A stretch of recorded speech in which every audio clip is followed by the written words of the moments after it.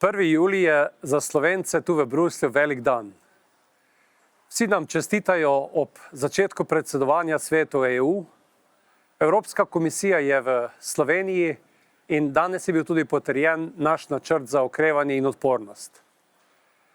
Naslednjega pol leta bo cela vrsta dogodkov, na katerih bomo Slovenci zelo izpostavljeni, zato je tega pol leta velika priložnost za promocijo naše države, za uveljavitev vseh, ki bodo predsedovali v tem slovenskem drugem predsedstvu po letu 2008.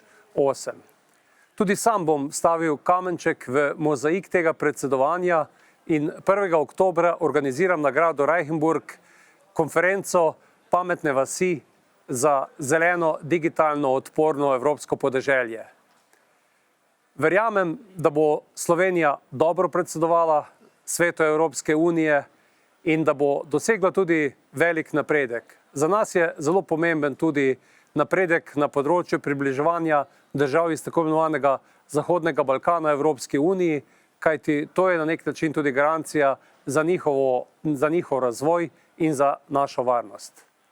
Veselim se tega naslednjega pol leta, čaka nas zagotovo veliko dela, katerega bomo z velikim veseljem opravili v dobro naši dragi Sloveniji.